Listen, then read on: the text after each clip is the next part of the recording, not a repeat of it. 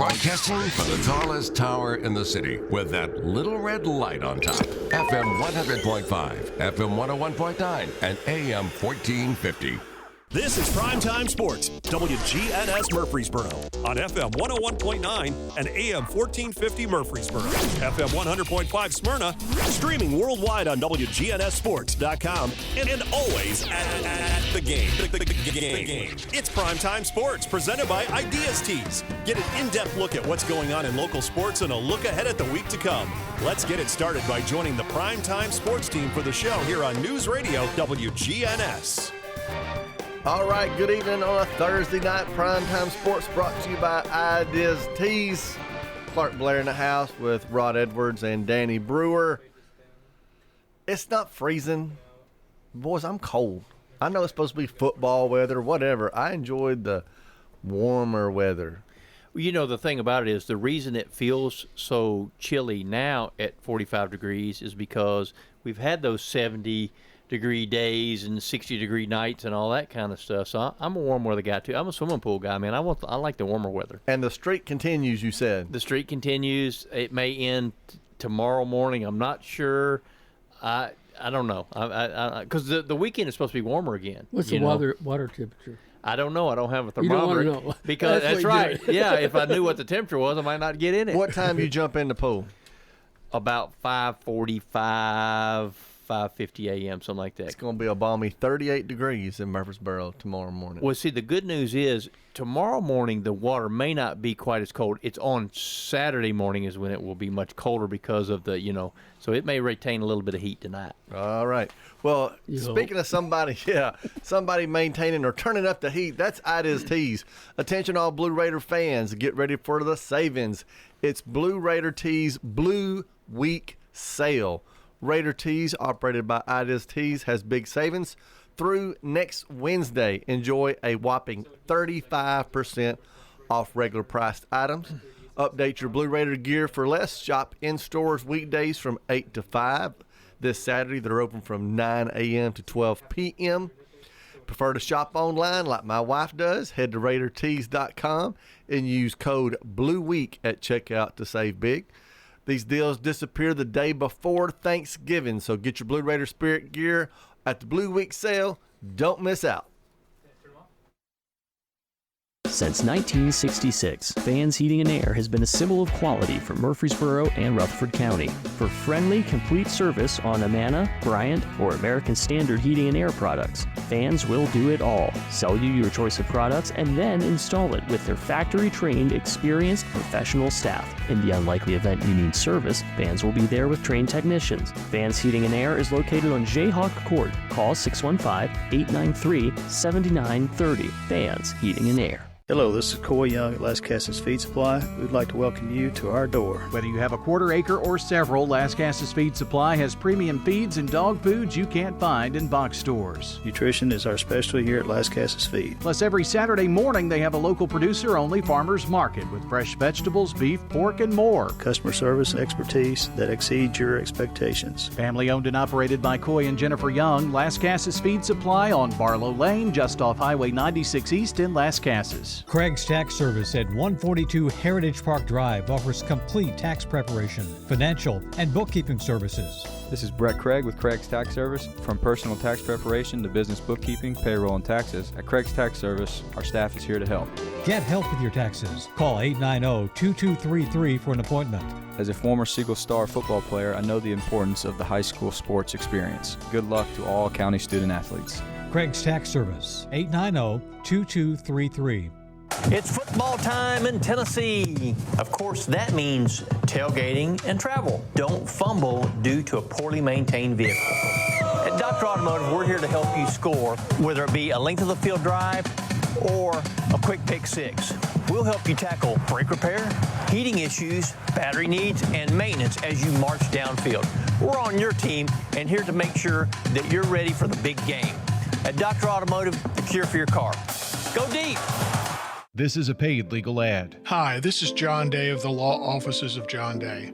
For more than 30 years, my team and I have worked hard to help injured people throughout Middle Tennessee. Over that time, we've helped thousands of people get the legal help they need when they've needed it the most. And if we're not able to help or aren't the right lawyer for you, we'll do the best to point you in the right direction. If you've been injured, call the law offices of John Day for a free consultation. And remember, there's no fee unless we win your case. Insurance should be simple, not complicated. That's why at Rayburn Insurance, Agent Rick Hull cuts through the jargon and helps you understand your options clearly.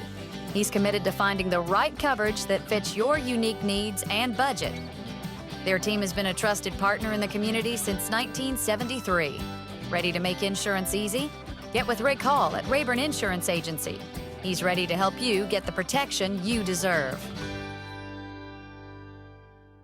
Primetime Sports presented by Ideas Tees on FM 101.9 and AM 1450 Murfreesboro, FM 100.5 Smyrna, and streaming at WGNSSports.com. All right, we're going to spin around the sports world as we do each and every Thursday night. We're going to kick it off as we do. Somebody's got to kick it off. The Titans have to kick it off. They're just not doing so well as they sit at 2-8 and the number 2 pick. They pulled up another L this past week, 23-13 to the Vikings. And what's bad, fellas, people keep, well, it wasn't that bad. That's where we're at. It wasn't that bad. Levis wasn't that bad, but we still got the loss. So is it that your moral victories is what you're after here, and you're just trying not to be terrible? Well, moral victories are just looking for something positive. The 98-yard, did you get to watch it, Rod? The 98-yard touchdown pass, that's pretty exciting. Yes. I mean, the second longest play in Titans history, pulled us within 10, 16 to 10, or 16 to 10 in the 30. Like, okay, that was cool. Crowd was excited. But penalties, and then, did you see the bad call? Yes, most definitely. I heard it first with Coach Mack. I heard it on radio going home.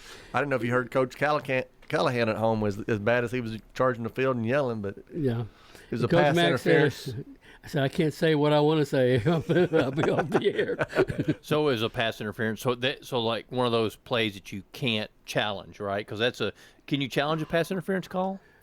The call was roughing the passer. Oh, roughing the passer. Roughing the receiver. Roughing the receiver. Man, there's a roughing the receiver saying penalty? He was defenseless. They said he was defenseless, that he went in with his helmet. He went with his shoulder. They said he launched himself. His feet were on the ground. It was just the guy was jumping up. He shoulder into it. The ball went flying. It was what you would teach. Which would have been a fourth down turnover. We got the ball. The score still pretty close. Titans just feel good about it, and of course, they scored. So, in other words, this is a football game, and they said he tackled him too hard. Yes. Is that right? Yes, is that what I'm that's getting at? basically what it is. Too much contact. And the guy that had tackled him in hard, football, I hit somebody really hard on the sideline, but I mean it was clean and sent the guy flying. So that was 2 hits. I mean he's a young kid that we brought up, and then all of a sudden, I mean he has been playing it all to this game. I was talking to a guy this morning, and he said one of the things he liked about playing high school football was he got to hit people. He said, man, I could go out there and I could just destroy people, and I didn't get in trouble for it, So, I mean, are we taking that out of the game? I guess we are. I think it's in every sport. You talk about basketball, the physicality in basketball has gone away. Football, it's more of an offensive show, what people want to see. The Titans head to Texas to play the Texans this week. Texans are sitting at 7-4. This is a game that ownership really likes to see the Titans win because, of course, this was the team that technically became the Houston Oilers' new team in Texas. And so Amy Adams, I'm sure, would love a big victory. The Titans have not won a game with Will Levis, who, as their quarterback, if he starts and finishes, in almost a year as they go on the road here. We still don't have a chance. We're not, even if we beat the Texans, we're not going to be a division winner. You hate to be in the whole tankathon thing, as I've been talking about, but that's where we are, sitting at number 2. Right now, projected pick, if you know this guy's names, fellas, it's again Deion Sanders' son. Would you want him as your quarterback? I don't really know enough about him. I can say this. If he has his father's genes in him, which I think he does, he'll bring excitement. I mean, that's what Primetime did, whether he was playing baseball or football or whatever.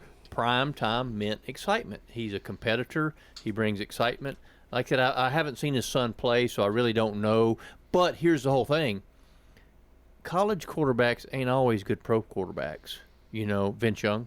I mean, do you want more of a prototypical pro quarterback? And I don't know. I haven't seen this kid play, so I don't know what type of quarterback he is. But if he's dual threat, I don't think that necessarily mixes in the NFL as much. Well, Rod, who's the quarterback we just let go this year?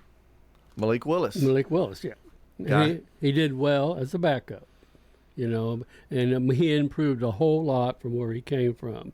And Pittsburgh was able to use him, but it was also kind of the play calling. They gave him plays that he could really respond and do well. Short, quick outs, and you used him on run options, and he was successful in the games that he played till they got their quarterback back. Well, and correct me if I'm wrong on this, guys, but I think that dual threat quarterbacks can be good in spurts. Mm-hmm.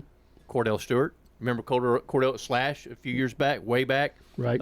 Colin Kaepernick, you think about a guy like that. When he came in, they didn't know what to think about him. He did really, really good. And then after that, everybody kind of figured him out, and he wasn't worth a doggone, And so I think in short bursts, those dual threat quarterbacks can work. But overall, no, that's not the way you roll in the NFL, I don't think. Well, of course, everybody looks at what's the shiny new thing is doing everything right now. And of course, the shiny new thing is Patrick Mahomes, Lamar Jackson.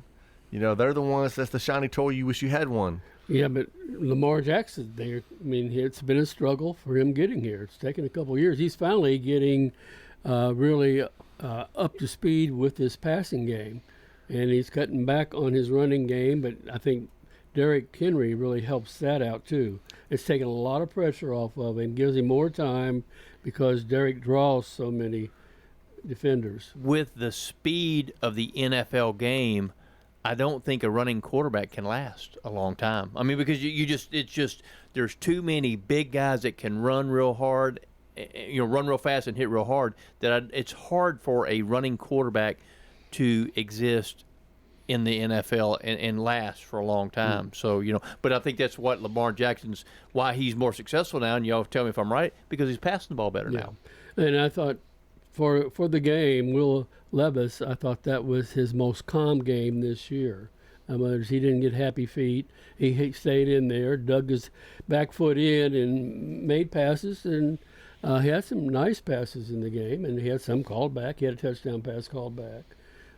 Still ran for his life a little bit every once in a while, so the offensive line continues to be a problem. So the Will Levis experiment continues for now.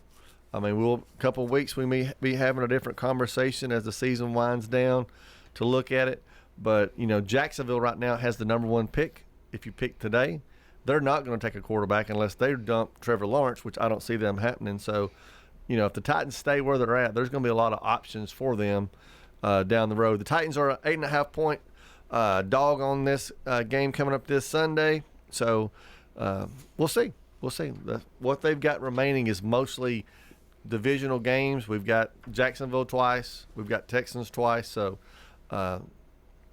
you don't know what will happen, but I think a lot of people are like me. Let's just go ahead and tank and let's see what we can get in the draft.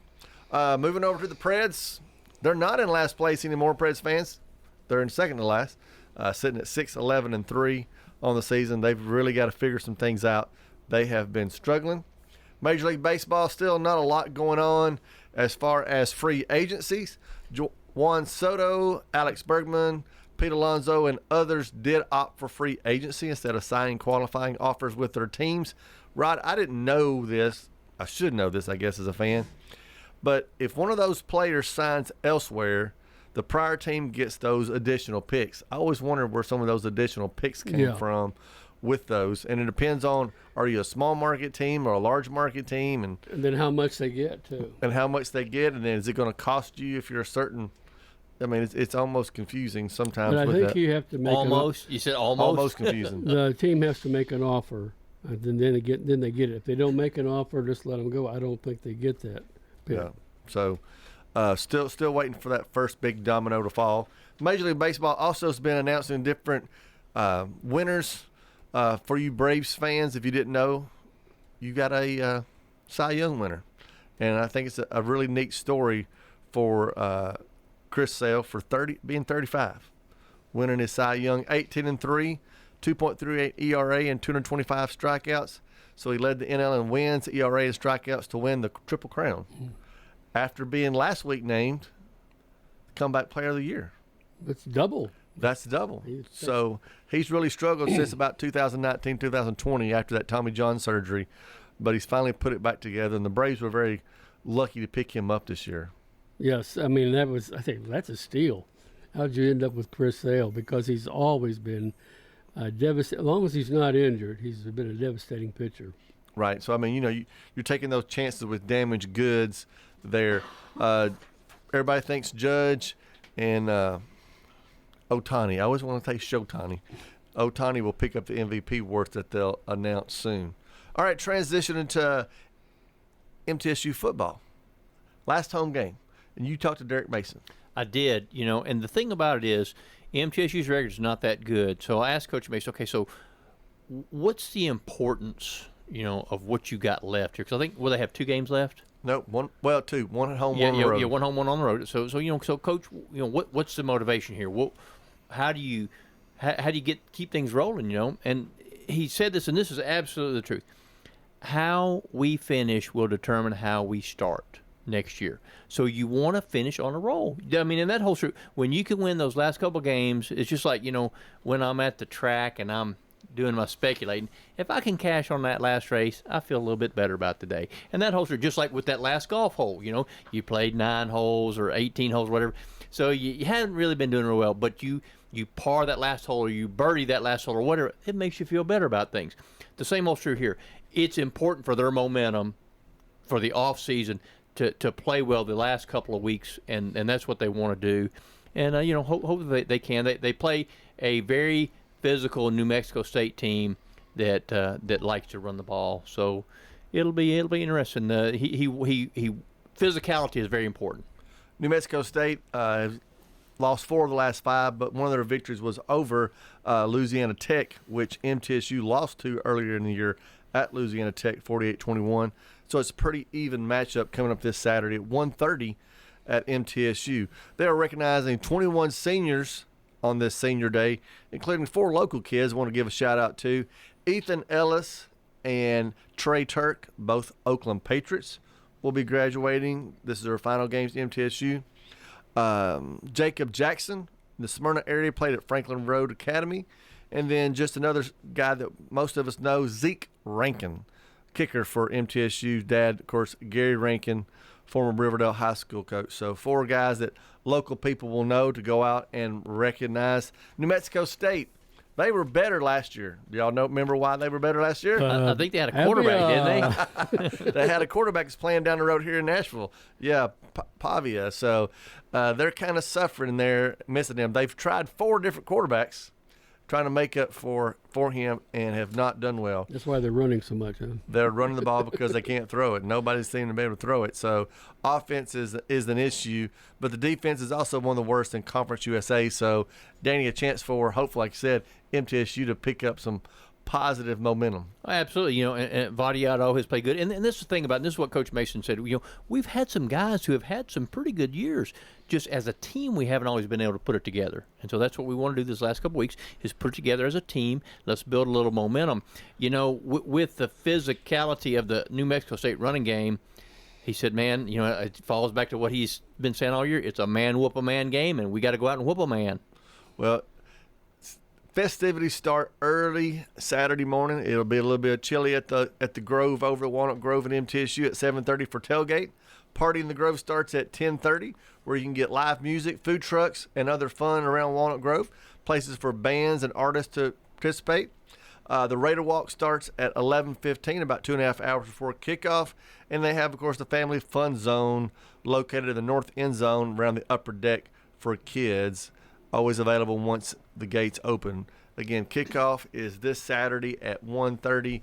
MTSU could really, like I said, use a win as they sit at 3-7. New Mexico State sitting at 2-8.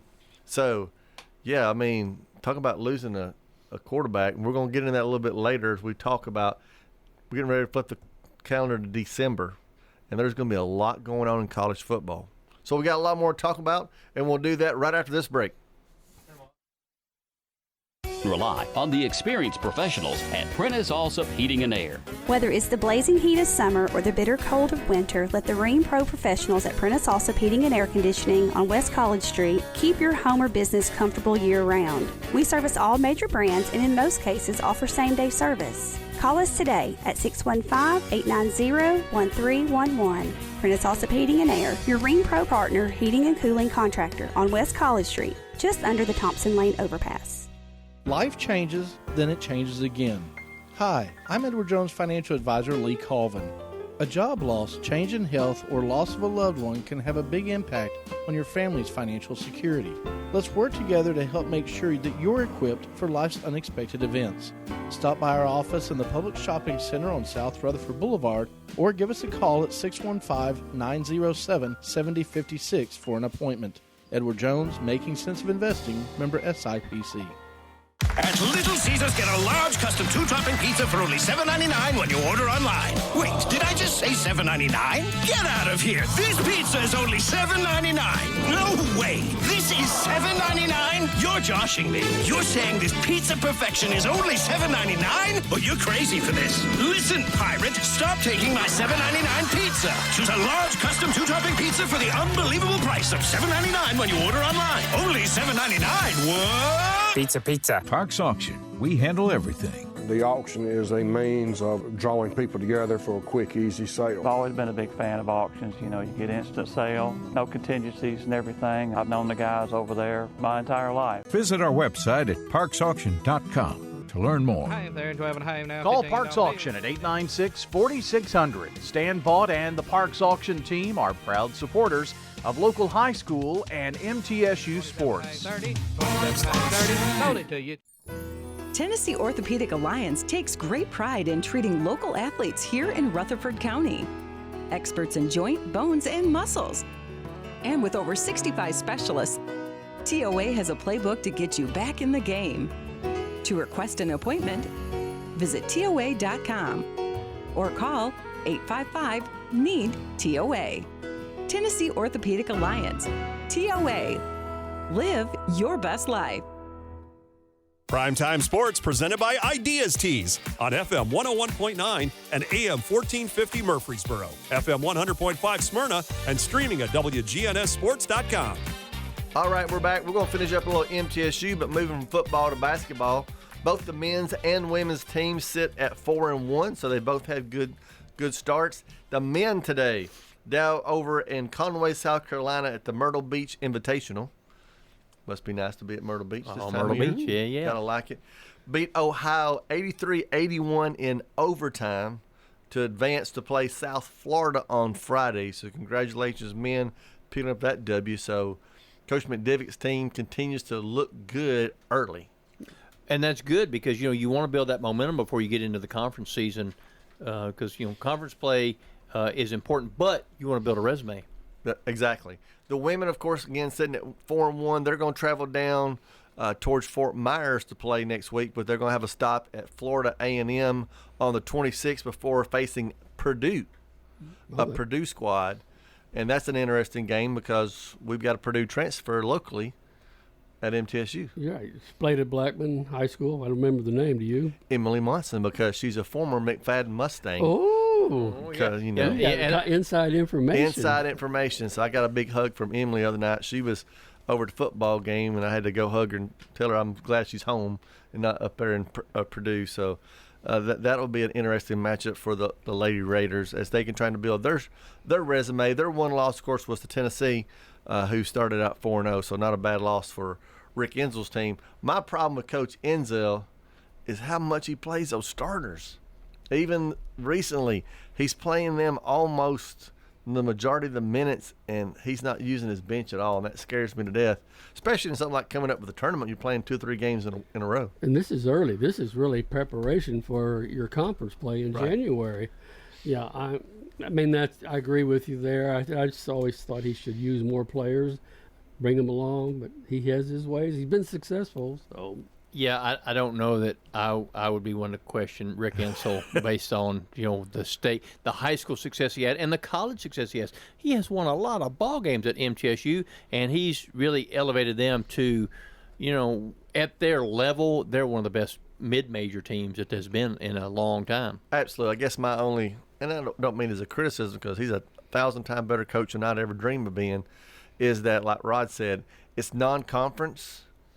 And being a mid-major, building up wins at a little small conference USA doesn't give you much value. I understand SEC. I looked at the SEC basketball early standings and their schedules. They're playing cupcakes, trying to get 10, 11, 12, make their double-digit wins. Mm-hmm. For MTSU, Conference USA, they've won Conference USA. They don't have to worry about, to me, these games before Christmas. You're right, and I certainly agree that it's important to build up because you never know when injury is going to happen, and you want to have girls that aren't deer in headlights when they get out there on the floor against some of these other teams. So, obviously, like I said, I think Coach Insell probably knows what he's doing. He knows what he's doing, and good luck to them, both of the teams, in their upcoming tournaments the rest of the week. Moving on to Vanderbilt, of course, the big news again we talked about it off the. During the commercial break, our guy Pavia, who came from New Mexico State to Vanderbilt, he has, of course, that court date coming up December 4th at 1:30 about another year of eligibility. That date's important because signing day is also December 4th, and then the portal will open up pretty soon around that time as well. So he's got to get in there. I don't think Danny knew he was in a lawsuit, but we both agree we understand why. Yeah, I mean, the kid can make some cash for coming back to Vanderbilt that he probably wouldn't make. I don't know. He might be like a Canadian Football League player or something like that. I don't know. But still, the Canadian Football League isn't going to pay probably what one more year at Vanderbilt would pay. No, not at all. Vanderbilt heads down to Death Valley for a night game. Not a good place to go at nighttime down there. Both teams sitting at 6-4, 3-3 in the SEC. LSU is a 7.5-point favorite in that game. Both teams are really just trying to get their leg up and get a better bowl. Can Vanderbilt pull off the upset in LSU? It's possible. I think LSU has been up and down, so if you catch it, a good chance you may catch them down. But you need Pavia. I don't think the people down there in Baton Rouge are extremely happy with Kelly. There's been some things that have happened that I don't think. Well, obviously, 4 losses at this stage is not what they expected. And, so I think, does Vanderbilt have a chance? You doggone right they do. Can they do it? I don't know. We'll see. But I think they got a chance for sure. This is the year they've beaten Auburn and Alabama, so might as well move over to Louisiana and pick off a team there. We mentioned, of course, been talking about Pavia. He is 8th in the SEC in rushing, which is great for a quarterback, and one of 16 semifinalists for the Maxwell and Davy O'Brien Awards, which recognizes the best quarterbacks. Vanderbilt has not won in Baton Rouge since 1951, which was before I was born, despite what some people may think. And they've not beaten LSU since 1990. So a good chance again for Vanderbilt to make a little statement this year. And they've had the week off, so it wouldn't surprise me. It wouldn't surprise me if Vanderbilt upset LSU. But you're right, Kelly's on the hot seat in my opinion. He lost his number 1 recruit today too. He flipped from LSU, the quarterback did, to Michigan. I saw that today. So people are mad because they're not happy they're losing. You start losing recruits, and that just builds that little smoke. When there's smoke, there's going to be some fire. He was kind of a curious hire for me anyway, and not to discredit Brian Kelly because, usually coaches don't go from Notre Dame to the SEC, kind of deal. And Notre Dame football is Notre Dame football, and it's one of the most proud traditions in the whole history of the game. But the SEC is the SEC, and like I said, it was kind of a little bit of a curious hire. Why he would go there, number one, and why they chose him. It's a little interesting to me. Not that I think he's a good football coach, but still, Notre Dame and LSU are 2 different places. Well, what happened with my team, Tennessee Vols, is what I expected to happen. Unfortunately, you held out hope. If we could put it all together, we could make a good game with Georgia. It started out well, 10-0. I'm sitting on my couch going, okay, all right, let's do it. And then Beck just carved us up like the upcoming turkey I'm fixing to fix. The report was he's been struggling all year. It was like the Georgia of old. we looked like they used a couple of tight ends to replace Bowers. Bowers was really would kill you up the middle passes, and then I can't remember the other kid that I think he's playing for San Francisco, McCutcheon or something like that. He was really good on passes, and they seemed like they replaced those finally. Of course, you got young kids get middle of the season; they're starting to get better. But it looked like Georgia. Georgia hadn't looked like Georgia most of the year, but they did that night. Not since the Texas game. They looked really good against Tennessee, though. They killed us up the middle with that passing game. I mean, Beck just destroyed us. We never touched him. Everybody talked about, Tennessee's defensive line. Well, they didn't show up, didn't touch him. He didn't get, he hit us instead of us hitting him. So that was very disappointing. What I wanted, though, was a close loss. And I think that's what hurt us in the college football playoffs that we'll talk about here in a second. But no, to me, the one positive, I thought quarterback, Nico stayed solid. He was, on the play. Even though they're putting pressure on, he wasn't getting antsy and dancing so much. It was a big improvement for what I've seen so far. Well, Tennessee hosts UTEP from Conference USA. 2-8 UTEP. Tennessee's a 41.5-point favorite, which means basically we need to destroy them because everybody thinks we should. So there's not a lot we're going to win out of destroying UTEP. So we really need to hang about 60 or 70 on them just to get people to pay attention to our offense. And so that will be not much of a game, hopefully, Saturday. That's what Tennessee needs to happen. But what else does Tennessee need to happen? Well, they've got to have some help. College football came out, and Tennessee was the first team out. And people were whining and complaining. Well, I'm a Vols fan. I didn't whine and complain. You know why? Because you're supposed to win your games. Well, you are supposed to win your games. I think that this could be good from the standpoint of, okay, so here's the thing. SEC championship game. Who's going to be in the SEC championship game, Clark? Who do you think? Well, right now it's looking like Texas A&M. But, of course, they play each other, They play each other. But, I mean, who's 1 and 2 right now? It's Texas A&M. I mean, there's a 5-team logjam at 8 and 2 right now. And Texas A&M is one of those teams, right? Correct. Who is the toughest team that Texas and Texas A&M have played besides Georgia for Texas? It wouldn't surprise me at all. It's Vanderbilt, though. Yeah, I know, exactly. If Texas lost to Texas A&M and turned around and lost the SEC championship, wouldn't surprise me. Right, because, and here's the point that I'm trying to make. If you are Alabama or Ole Miss or maybe even Georgia, you're probably okay with Texas A&M and Texas playing in the SEC championship game. Why? Because you don't want that third loss. So I think that the one thing that and I don't know a lot about this because I'm too busy studying horse racing. If you win your conference championship game, do you automatically go to the playoffs? You should, yes, if you're one of those top 4 seeds. Is that one of the rules? You win, and then you're one of the top 4 seeds. Right now, Oregon, Texas, Miami, and Boise State are the top 4 seeds, even though Boise State's ranked number 12 because they're the conference champion right now. What conference is Boise State in? That's a good question. I don't know. Are they in one of the power conferences that gets an automatic bid if you? Because the point that I'm trying to make is the conference championship game may be something that goes by the wayside soon enough. Because like I said, if you're Alabama and you're 8 and you wind up with 2 losses, you don't want to play in the conference championship game because what if you lose? If you lose, you're out. You're done. 3 losses, you're not going. With 2 losses, you could still be one of those at-large teams, that gets in there for sure, especially if you're Alabama, Yep. So Tennessee needs some help. Where can you get some help this weekend? Ole Miss is on the road at Florida.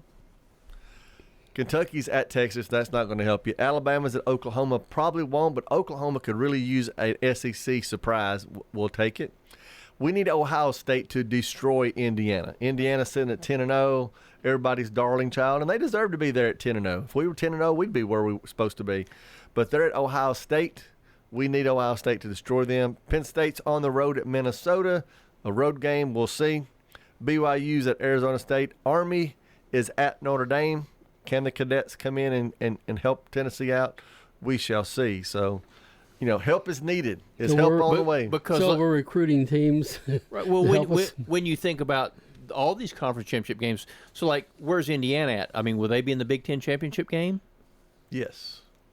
Okay. So let's say if they lose to Ohio State and Ohio State just spanks them, then who would they play in the Big Ten Championship? Ohio State again, maybe? I would think so. Yeah. So Ohio State could spank them again, and then does that mean they're out of there? Could be. Could be. The college football playoff people really don't want to take a team out. If they get to the conference championships, I don't think they really want to take certain teams out. I wouldn't say all teams, certain teams. The problem with Tennessee is there's too many teams all jumbled up in the SEC, and nobody, not that I wouldn't, but nobody really wants to see all SEC teams in there.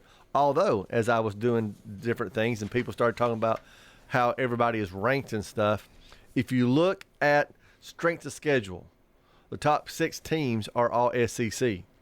Tennessee actually has the 11th strength of schedule in the SEC alone, which is crazy, 18th overall. Meanwhile, everybody's been talking this week about all these other teams, mainly Indiana. They've got 106. Boise State that we talked about, their strength of schedule 77. Notre Dame's 82. So it does make it difficult when you don't play anybody. So, but I'm happy where we are, and I'll tell you why. A couple years ago, we knew we were going to make the playoffs. We lost to South Carolina because it was right there in front of us. Mm-hmm. Saturday, we knew, hey, if we win, we're going to make the playoffs. We're not in the playoffs. The pressure's off.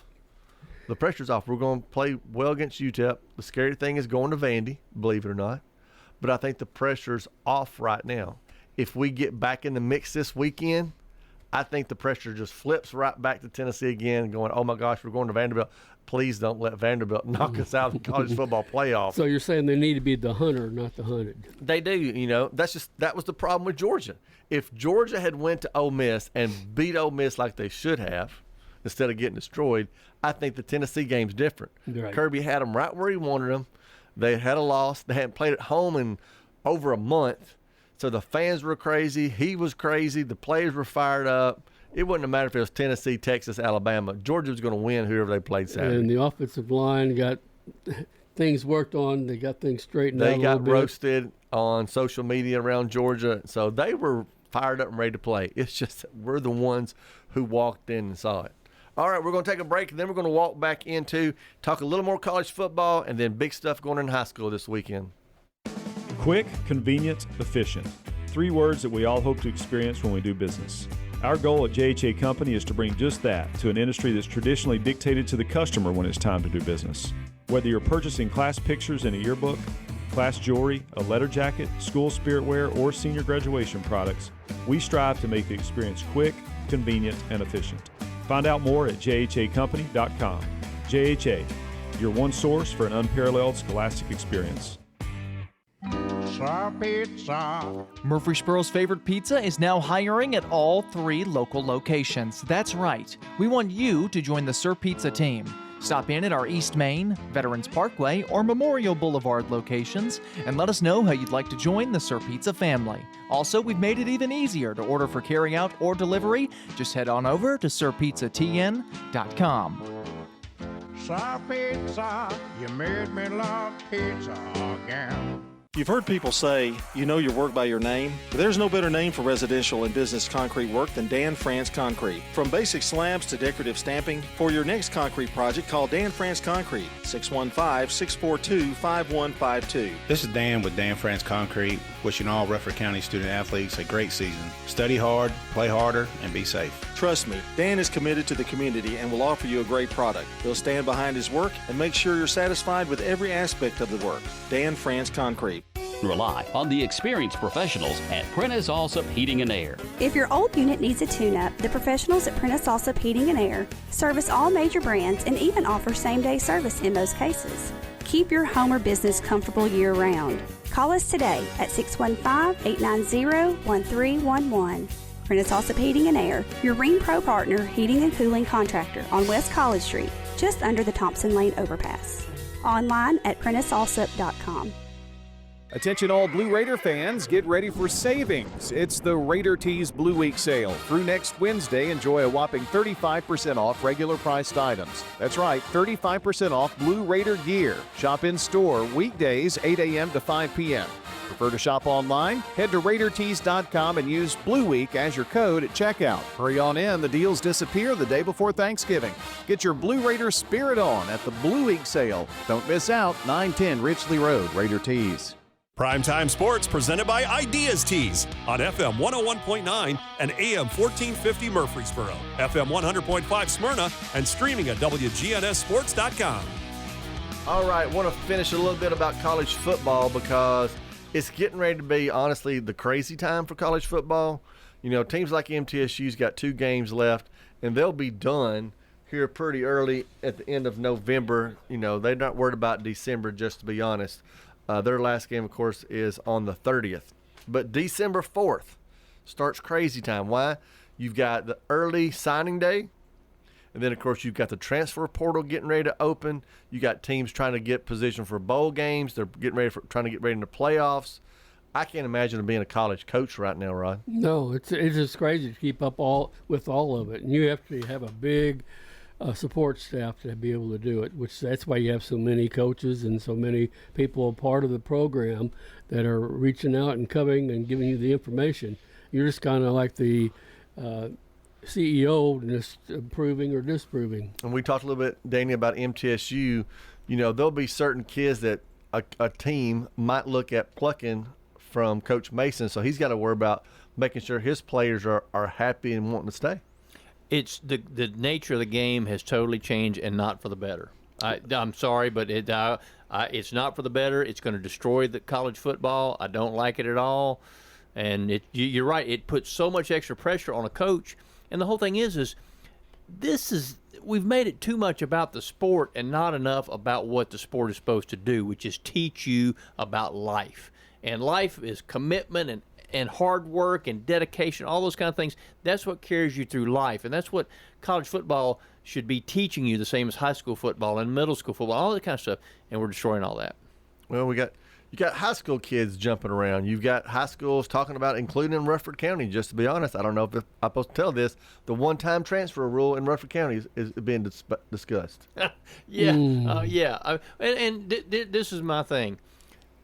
And I've said this before. When you go back 10 years from now, when you go back to your school, when maybe kids don't want to do that, go back to what school you going to go to? You going to go to school you played for as a junior or as a senior or a sophomore? Where you going? What school you going to go to? Well, what are you going to call your home team, you know? Even the announcers will mention almost every game, you know, so Rod Edwards, playing for Tennessee, of course, came last year from North Carolina, and the year before that he was at so-and-so college, and then before that, I mean, it's ridiculous. Right, and you have no ties. No ties. It's basically, it's like it's a separate entity. It uses a school name, but it's almost like it's not part of the school. Right.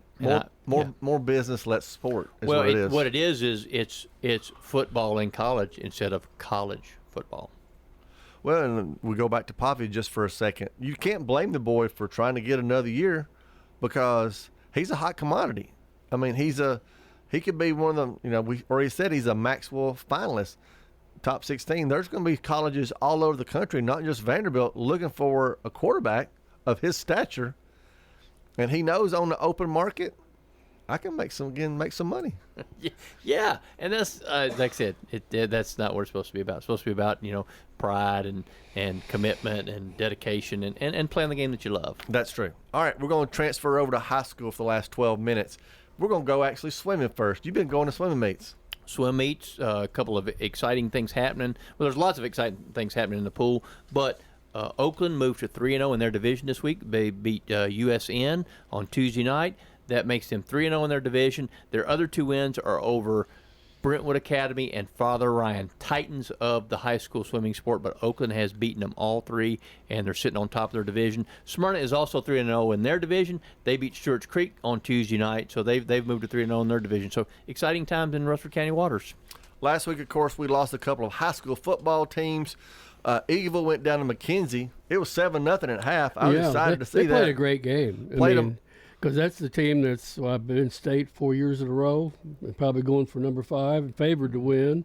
So, I mean, they were 7-0 to hold them down. That was outstanding. Well, I talked to a dad from Eagleville, and he said, I've never seen kids in high school just about that big.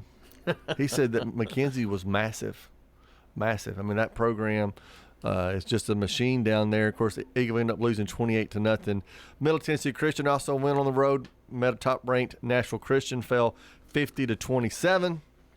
And then Blackman, of course, lost the Kreisky Bowl 31-17 to Riverdale. WGNS was at that game. Roger, thoughts? My thoughts were it looked pretty equal. Halftime 10-10. Games all over the place. We were given the scores were tied, which was great. The second round of the playoffs, you have that kind of games.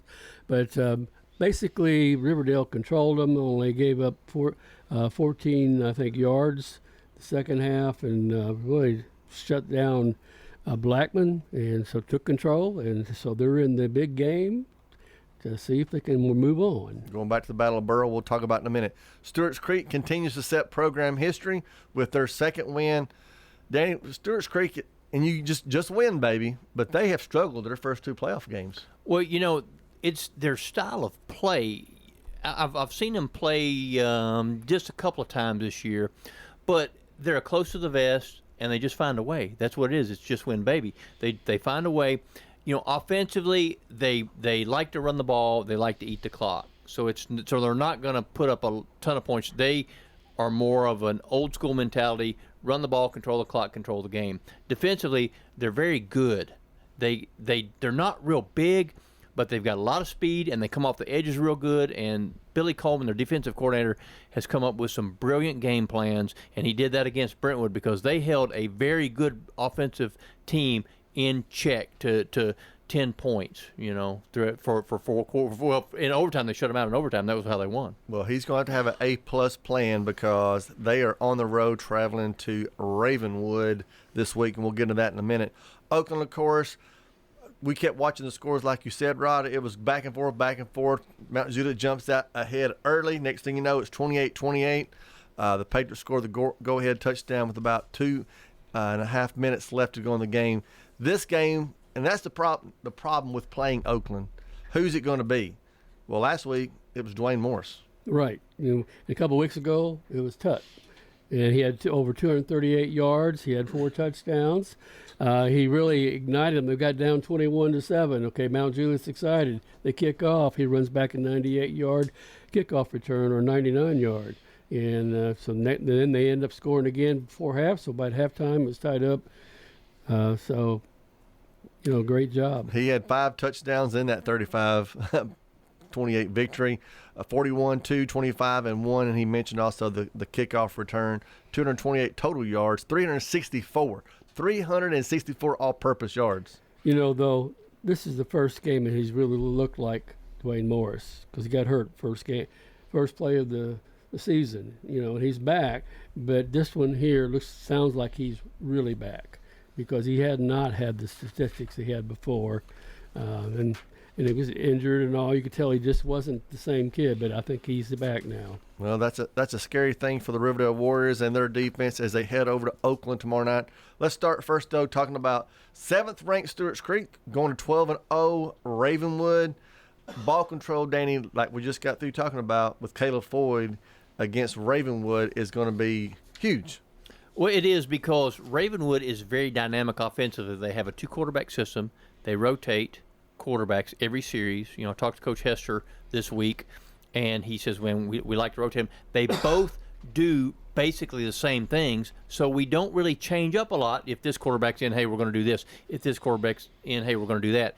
They run basically the same game plan. They've just got a different face back there, and they both have their strengths, but still they don't change up a whole lot. But Hester has always been a fantastic offensive mind. They won the state. I think they were runner-up in 15 maybe and won the state in 16, or maybe runner-up in 14 and won it in 15, I think is what they did when he was at Ravenwood. Then he left and went to Alabama, I think, and then he's come back to Ravenwood now. But he's always been fantastic offensively as far as just his ability to do the things that makes his team successful. He figures that out, his personnel. He utilizes it so wonderfully. He did that when he was at Laverne, the head coach at Laverne, too. So, Will Hester, fantastic mind.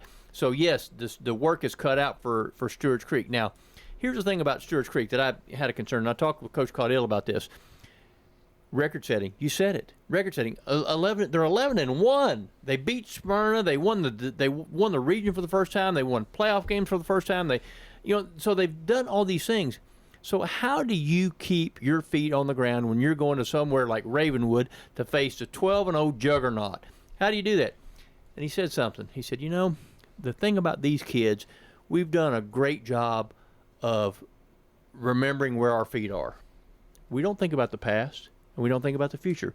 We know where we're at right now, and that's what we're concentrating on, where we're at right now. So I think they're going to go in there ready. Are they going to be ready enough for Ravenwood? I'm not sure. It's going to be a tall task. But they're in the game, and anything can happen. Stewart's Creek, as you mentioned, 11-1. Offensively, they have been scoring all season long. If they can find that magic again in the playoffs, they've only scored 20 and 17, two of their lowest scoring games this year. The Ravenwood Raptors, their two toughest games this year, and I'm sure Coach Caudill watched a lot of film, a 14-7 win over Blackman and a 32-31 win over Oakland.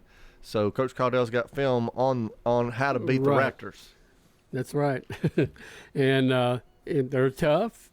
And they beat Oakland. It was in overtime. Oakland kicked the extra point. When they scored, they said, we're going to go for it too. What's it matter anyway? Because this is not the big one yet. Because a lot of people think it's going to be the matchup for the state tournament. Maybe, may not. Well, that was one of the things that I said whenever they were playing, is that's going to be the preview. And I think it very well could be.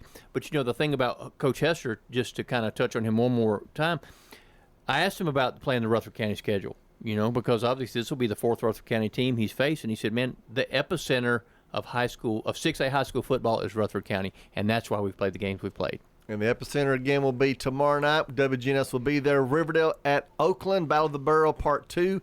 Last year, can the Warriors flip last year's script? Riverdale won the regular season.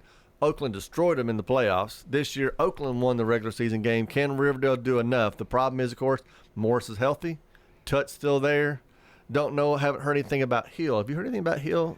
Is he out? I don't know. I haven't seen him play yet, so I don't know. So, big, huge game, obviously, Battle of the Borough, where we'll be tomorrow night. The winner will host the winner of the Maryville-Bearden game. So, we'll be in Murfreesboro the next 2 weeks. Brian Barrett, award-winning Brian Barrett. Award-winning. Reminded me. He got another award? No, we keep using. That's from last year. He's going to get pigskin picks if I don't do something. We'll talk about that in a second. So, there's going to be a semifinal game involving a Rutherford County team, 30 of the last 31 years, 27 years in a row, talking about the epicenter. A Rutherford County team will be in the semifinal game because Riverdale or Oakland will be there for sure. Epicenter of the highest classification in high school football. The first team to win back-to-back state championships, the first public school team to win back-to-back state championships at the highest level in Tennessee is from Rutherford County. Do you boys know who it was? Smyrna. Exactly right. Smyrna Bulldogs. Smyrna boy pulls that was? out. I do. He's a St. Louis Cardinals pitcher. St. Louis Cardinals quarterback's pitcher. a St. Louis Cardinals pitcher. Go figure. He had an arm in both sports, that's for sure. All right, let's take a quick look at Pigskin Picks. Talking about Brian Barrett and award-winning. He's still in first. He's killing me. Rod had a 7-0 week. Congratulations, Rod, on that 7-0 week. I'm moving up. And so I told y'all last week, Brian and I picked the same thing, so we both finished 6-1 last week, so I didn't get anything. I'm 6 games out, boys. And you know what they say about second place? It's just the what? Oh, it did. Yeah, it's for hand grenades and horseshoes and all that kind of stuff. It's just the first loser. Okay, and there you you get go. less options now. Okay, yeah. If you're games. what Ricky Bobby say? That's right. Ricky Bobby and I think Dale Earnhardt both felt the same way. Second place is just the first loser. Yeah. So I am going out on a limb. My limb may break and I may crash, but by golly, I'm swinging for the fences. So I thought, who's Brian Barrett going to pick and who I'm going to pick? Everybody went Oakland. I said Riverdale. Everybody said Ravenwood. I said Stewart's Creek. Everybody but you, Danny, and I, they went with LSU. We're going with Vandy. Everybody said MTSU. I said New Mexico State because I knew he was going to pick MTSU. I couldn't go against the Vols. I couldn't go all the way because there's no way Tennessee's going to lose to UTEP. And then y'all all said Texans. I went Titans. If the good Lord and everything works out, I'm going to gain 5 games on Brian Barrett with probably about a week or so to go in Pigskin Picks. Well, I think that the Riverdale pick is something that absolutely could happen because you touched on that is what happened last year. So last year the hunter was Oakland and the hunted was Riverdale. This year it's the other way around. Do I think that Riverdale has a good shot at winning that game? Yes, I think, because Oakland they're not healthy. They're not 100% healthy. Of course, nobody's 100% healthy this time of year, but this is a Riverdale team that has been playing extremely well as we've moved throughout the season. Well, the hard part, and we know this because it happened last time, 3 plays. Riverdale was up 21-20. 3 plays. That's what gets you about Oakland. You got to be ready every single snap for Morris or Tutt to take it all the way. Well, we've taken this show all the way. We're going to come back and close it out. Head over to J. Mullins Jewelry to check out their selection of rings, watches, custom design jewelry, and much more. They're a local business located at 352 West Northville Boulevard right here in Murfreesboro. They have gifts for all occasions, weddings, graduations, anniversaries, whatever you need, you can find it at J. Mullins Jewelry. That's at 352 West Northville Boulevard or online at mullinsjewelry.com. Middle Tennessee Christian School, training for eternity. People love to see us on the schedule when they have a home game because our fans show up. MTCS President Matt Tiller. The way we travel is just phenomenal. Our parents and our community are fully engaged in our school. When we compete, we're trying to do it in a way that honors God. We want to win. We also want to do it in a way that pleases Him. Providing Christian values and academic excellence in a nurturing environment. That's Middle Tennessee Christian School. Invest in the future of your child. Find out more at mtcscougars.org. At State Farm, when home and auto work together as a team, you score and save money. I'm State Farm Agent Ron Reeves. Give me a call at 615-873-1700 and let's work together to win big by saving money on home and auto. It's not just your home or car. I'm State Farm Agent Emerson Williams. We see your home and car as the time and memories that you put into it. Give me a call at 615-459-2683 and let me help you give them the protection they deserve. At Middle Tennessee Electric, we see the lines that link us all, illuminating our neighborhoods, empowering our businesses, and helping us to recharge. Because we believe in the power of good energy.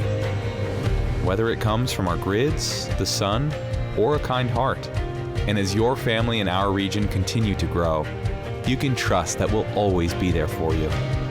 Middle Tennessee Electric, bringing good energy.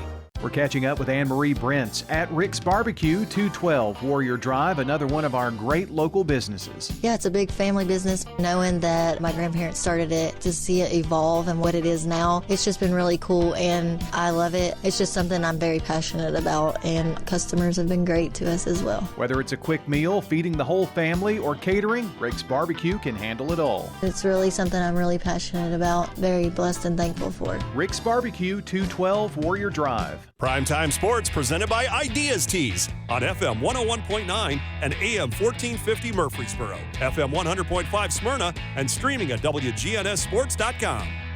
All right, we're back. Let's get you set for WGNS all weekend long. Starting tomorrow, you got Middle Tennessee basketball at the Myrtle Beach Invitational. Tip-off time is around 2 o'clock. And, of course, tomorrow night, prime time football here, Oakland, Riverdale, Battle of the Borough. WGNS will be there. It's going to be 43 degrees at kickoff, so you better bring a blanket and a jacket and a cup of coffee if you need it. But if you can't get out, it's going to be on Big G TV, so you can watch it that way as well. On Saturdays, Coach's Corner, so we know we'll have Oakland, Riverdale, and Stewart's Creek coaches here, and then we're going to talk to them basketball. I believe girls basketball, right, Danny? Yeah, girls basketball tomorrow. Talking girls basketball. And then you've got Middle Tennessee football on Saturday as well as they host New Mexico State. Should be a pretty day if you haven't seen an MTSU game. Senior day. Get out there. It'll be about 50 degrees and sunny. Should be nice. Sunday, you still got more Middle Tennessee basketball as they're at Myrtle Beach. Monday is the MTSU football coaches show.